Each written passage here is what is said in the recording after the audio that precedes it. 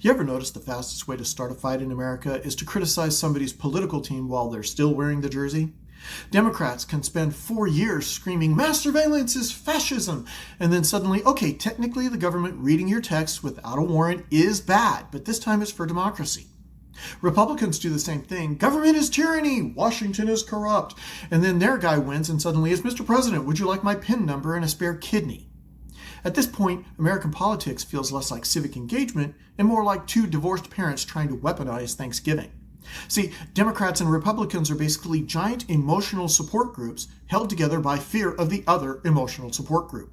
And that's why both parties change positions constantly, not principles, positions. Because the only truly sacred belief in modern politics is our side must remain in control. And that's why every election sounds like a trailer for an apocalypse movie. In a world where the other side wins, America dies.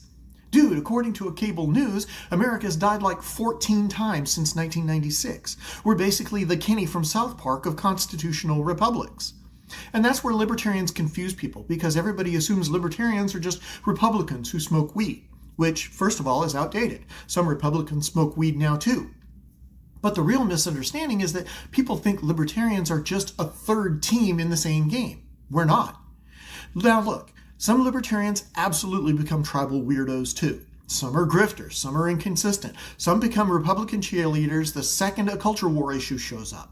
Human nature doesn't just magically disappear because you downloaded a PDF of Ayn Rand during sophomore year. That's not the point.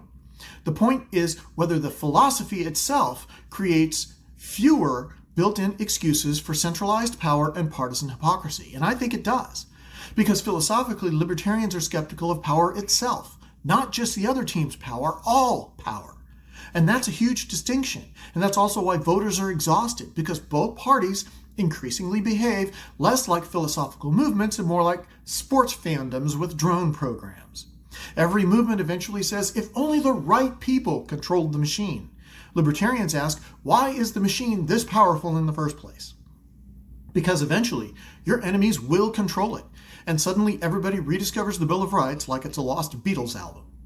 If you screamed about censorship, executive overreach, war powers, spending, corruption, or surveillance for 4 years, and then suddenly got quiet because your preferred mascot won, that's not principle. That's tribal loyalty with campaign merch. Because the core idea isn't protect the tribe, it's distrust concentrations of power. And once you see that, the whole red versus blue game starts looking less like democracy and more like professional wrestling for people who think Raytheon sponsorships are normal.